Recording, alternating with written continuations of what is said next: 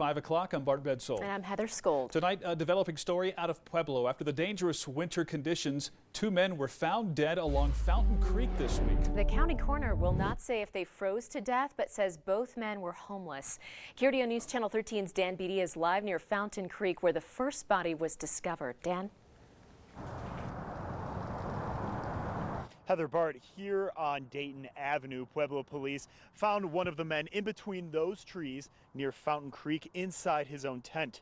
The Pueblo County coroner identified him as 61-year-old Jimmy Aguilar. I spoke with his neighbors who first alerted police. I hate to think about his last moments, It's really hard.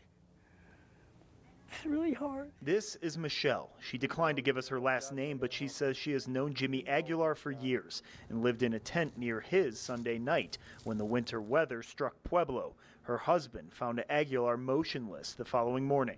I started throwing the snow off the tent because the snow collapsed onto his tent, and the tent was covered his face. Then, Tuesday morning, Pueblo police were called to Cesar Chavez Boulevard near I-25, where they found another body, 67-year-old Jimmy Niles. The Pueblo County coroner says Niles was homeless as well, but police cannot confirm this. They found his vehicle at a Taco Bell some ways away. No one deserves to freeze to death out here. Without an autopsy, the coroner cannot say if either man froze to death. Pastor Paul Montoya passes out food and supplies to Pueblo's homeless nearly every day and has known Aguilar for decades and wanted to share this photo of Aguilar with KRDO. After losing his friend, he's calling on the city to do more for the local homeless. Now this other little homeless shelter on West 4th Street, it's too small to house these people. 2, 3. Pueblo Rescue Mission opened up a brand new transitional shelter back in February, complete with 100 beds. But when temperatures drop to single digits, the city says it can't house everybody.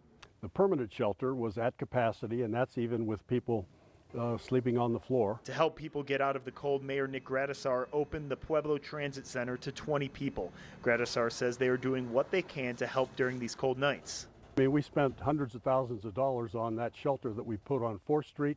As I indicated, we just spent nearly $100,000 for these comfort kits for people that are outdoors during this period of time. So we're doing as much as we can.